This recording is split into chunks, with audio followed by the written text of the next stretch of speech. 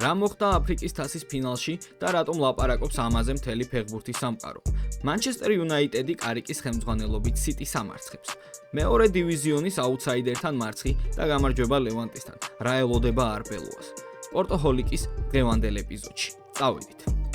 აფრიკის თასის ფინალი ნამდვილად შევა ამ ტურნირის ისტორიაში. ფინალი ძალიან დაძაბული და ემოციური აღმოჩნდა. გუნდები ძალიან ფრთხილად თამაშობდნენ, რადგან ისინი აცნობიერებდნენ თუ რამხელა ფასი ექნებოდა თითოეულ დაშვებულ შეცდომას. მსაჯების გადაწყვეტილება, ვარი და მოთამაშეების ემოციები. ეს გახდა მთავარი საკამათო თემა მთელ საფეხბურთო სამყაროში. 98 წუთზე მსაჯი სენეგალის კარებში პენალტს ნიშნავს, რის შედეგადაც სენეგალის მთავარმა მწვრთნელმა ტიაუმ ფეხბურთელებს ბუნტისკენ მოუწოდა და გასახდელში გაიყვანა. მატჩი რამდენიმე წუთის განმავლობაში შეწყდა.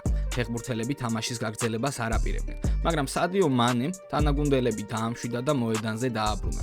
დაძაბულობა პიკს აღწევდა. ბრაიმ დიასი პენალტის შესასრულებლად მოემზადა. ეს იყო არაუბრალოდ პენალტი, არამედ ფსიქოლოგიური დუელი ბრაიმსა და მენდის შორის. ამ დუელში ბრაიმი დამარცხდა, ხოლო თამაშის ბედი ექსტრა ტაიმში გადაწყდა. 94 წუთზე სენეგალის საყრდენმა ნახევარმცველმა გიემ შესანიშნავი გოლი გაიტანა მაროკოს კარებში, ხოლო მაროკომ ამაზე ვერაფრით უპასუხა და თასმა თავისი ღირსეული მფლობელი იპოვა.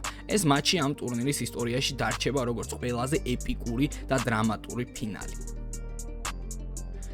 მანჩესტერ იუნაიტედი მაიკლ კერიკის ხელმძღვანელობით უფრო ორგანიზებულად, სწრაფად და თავდაჯერებულად თამაშობს. მოიშალა ქაოსი და გამოჩნდა სტრუქტურა. ფეხბურთელებმა ზუსტად იციან, როგორ უნდა ითამაშონ ბურთით და მის გარეშე.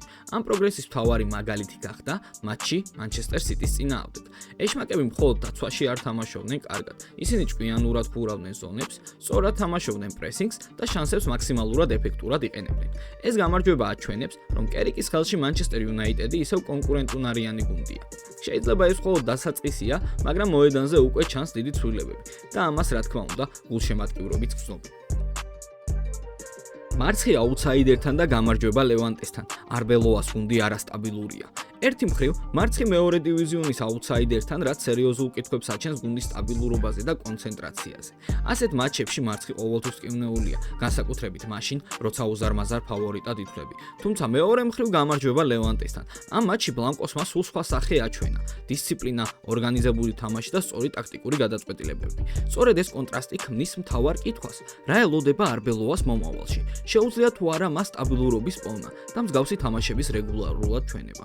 რა თქმა უნდა, თამაში ლევანტესთან მაჩვენებელი არა, ამიტომაც თვალი ვადევნოთ და ვნახოთ, რას მოიმოქმედებს არბელოა, შექმნის ძლიერ გუნდს თუ ალონსოს ბედს გაიზიარებს. დაწერეთ თქვენი აზრი კომენტარებში. დღეისთვის სულ ეს იყო, ეს არის პირველი ვიდეო, ამიტომაც კომენტარებში დაწერეთ რა მოგეწონათ და რისი გაუმჯობესება შეიძლება. თუ ფორმატი მოგეწონათ, გთხოვთ მოიწონოთ ვიდეო და გამოიწეროთ არხი. მადლობა ყურადღებისთვის და შევხვდებით შემდეგ ეპიზოდში.